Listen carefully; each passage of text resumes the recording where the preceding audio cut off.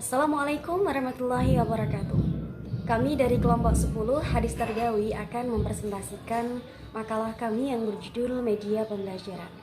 Kelompok kami terdiri dari Muhammad Mursyid 2220096, Adana 220097, Muhammad Hatikul Qulub 220098, dan saya sendiri Yuni Fitrianingsi NIM 2220099. Dan untuk selanjutnya mengenai materi media pembelajaran, kita masuk pembahasan yang pertama, yaitu tentang media pembelajaran yang dilakukan oleh Nabi Muhammad SAW di sela-sela mengajari beliau.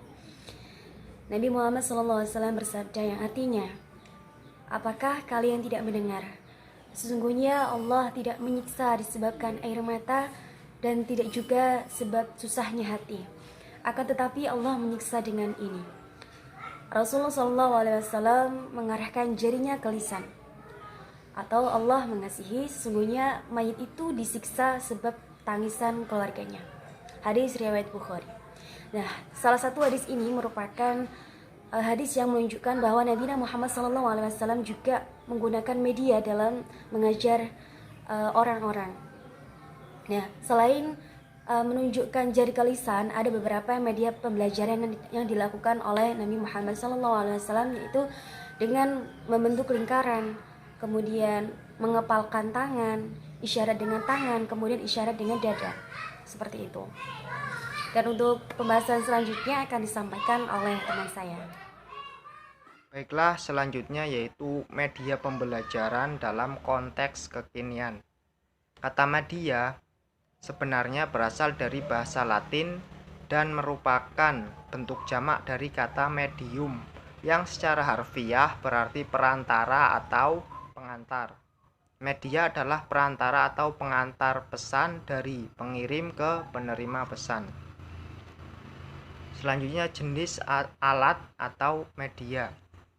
Para ahli mengklasifikasikan alat atau media kepada dua bagian, yaitu alat yang bersifat benda atau material dan yang bukan benda. Yang pertama, alat yang bersifat benda. Media itu ditulis seperti Al-Quran, hadis, tauhid, fikih, sejarah. Selanjutnya, benda-benda alam seperti hewan, manusia, tumbuh-tumbuhan, dan lain-lain. Selanjutnya, gambar yang dirancang seperti grafik. Selanjutnya, gambar yang diproyeksikan seperti video transparan. Selanjutnya, audio recording atau alat untuk didengar seperti kaset, radio, dan lain-lain. Yang kedua yaitu alat yang bersifat bukan benda. Di antara alat atau media pengajaran yang bukan benda adalah satu, keteladanan. Yang kedua, perintah atau larangan. Yang ketiga, ganjaran dan hukuman.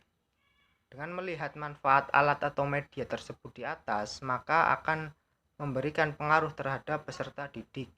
Yang peserta didik akan memiliki pemahaman yang bagus tentang materi yang didapatkan dan juga akan memiliki moral dan akhlak yang tinggi, sehingga besar kemungkinan dengan memperhatikan alat atau media pengajaran itu, tujuan pendidikan akan tercapai secara efektif dan efisien. Oke, selanjutnya manfaat media pembelajaran. Secara umum, manfaat media pembelajaran adalah memperlancar interaksi antara guru dengan siswa sehingga kegiatan pembelajaran lebih efektif dan efisien. Sedangkan secara lebih khusus, manfaat dari media pembelajaran adalah yang pertama, penyampaian materi pembelajaran dapat seragam. Dengan bantuan media pembelajaran, penafsiran yang berbeda antar guru dapat dihindari dan dapat mengurangi terjadinya kesenjangan informasi di antara siswa dimanapun berada. Yang kedua, proses pembelajaran menjadi lebih jelas dan menarik. Media dapat menampilkan informasi melalui suara, gambar, gerakan, dan warna, baik secara alami maupun manipulasi, sehingga membantu guru untuk menciptakan suasana belajar menjadi lebih hidup, tidak monoton dan tidak membosankan. Yang ketiga, proses pembelajaran menjadi lebih interaktif ya. Dengan media akan terjadinya komunikasi ya, dua arah secara aktif ya. Sedangkan tanpa media, guru cenderung bicara satu arah ya, tanpa menghiraukan murid ya. Yang selanjutnya, keempat, yaitu efisiensi dalam waktu dan tenaga. Dengan media, tujuan belajar akan lebih mudah tercapai secara maksimal dengan waktu dan tenaga, sehingga mungkin guru tidak harus menjelaskan materi ajaran secara berulang-ulang. Sebab dengan sekali sajian menggunakan media, siswa akan lebih mudah memahami pelajaran.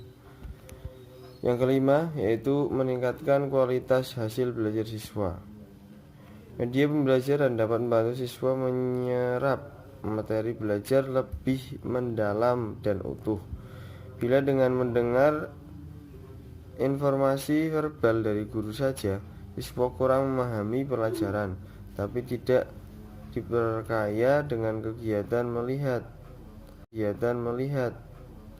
ya, menyentuh, merasakan dan mengalami sendiri. Melalui media, pemahaman siswa akan lebih baik.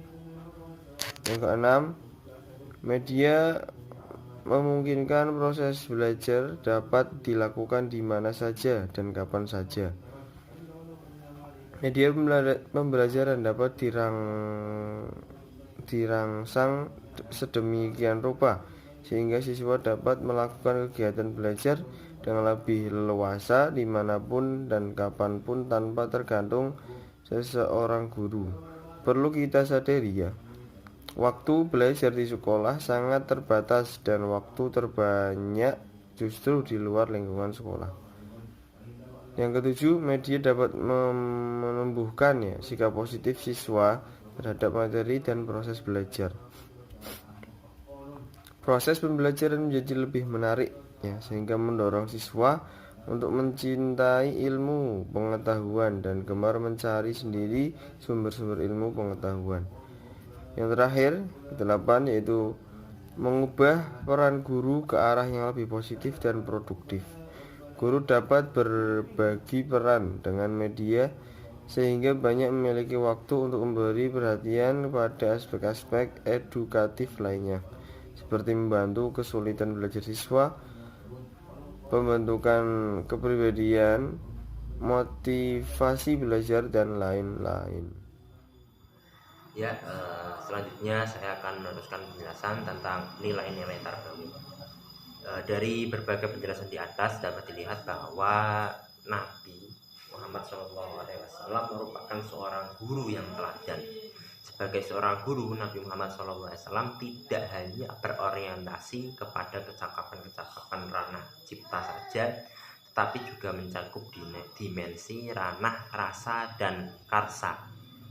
Sebagai contoh, menggunakan media-media dalam pengajaran agar peserta didiknya menjadi jelas menyerap apa yang diajarkan.